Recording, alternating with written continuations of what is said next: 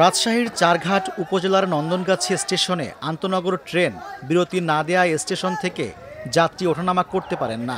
তাই স্টেশনে বিরতির দাবিতে রেললাইন অবরোধ করেন স্থানীয়রা। 11 জুন সকাল 6টায় এই অবরোধ চলাকালে ট্রেন চলাচল বন্ধ হয়ে যায়। পরে রেলওয়ে কর্তৃপক্ষের আশ্বাসে সকাল 8:45টায় কর্মসূচি প্রত্যাহার করা হয়।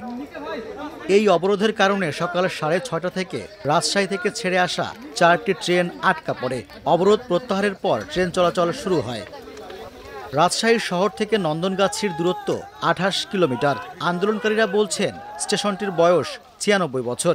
বর্তমানে রাজশাহী থেকে 16টি ট্রেন এই স্টেশনের উপর দিয়ে চলাচল করে। এর মধ্যে মাত্র 2টি লোকাল ট্রেন নন্দনগাছি স্টেশনে থামে। তারা জানান, নন্দনগাছি রেল স্টেশনে আন্তনগর silk city, Barendra express, Sagardari express ও ঢালারচর এক্সপ্রেস ট্রেনের স্টপেজের দাবিতে গত 1 মে আন্দোলন শুরু হয়। কিন্তু এখন পর্যন্ত ট্রেনগুলোর স্টপেজের কোনো উদ্যোগ নেওয়া হয়নি। প্রশাসন আছে, স্থানীয় লোকজন আছে, ওরা যে ডিসিশন নেবে সেই ডিসিশন আমাদের করতে। আমরা তো বাইরের লোক না, আমরা তো লোকাল লোক, আমাদের কিছু করার নাই। 11 জুন সকাল 6টা থেকে স্থানীয় লোকজন স্টেশনের পাশে জড়ো করা পুরনো লোহার স্লিপার রেললাইনের ওপর তুলে দিয়ে বিক্ষোভ শুরু করেন। রেললাইন অবরোধের কারণে সকাল 6:30টায় খুলনাগামী সাগরদাড়ি এক্সপ্রেস ট্রেনটি নন্দনগাছি স্টেশনের বাইরে দাঁড়িয়ে থাকে।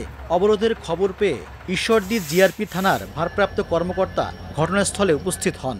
এখন তো ঈদের ছুটি চলতেছে, ছুটি পরবর্তী সময় আমার মনে হয় রেল কর্তৃপক্ষের সাথে যদি সবাই বসে কথা বলে তাহলে এটা সমস্যার সমাধান হতে পারে।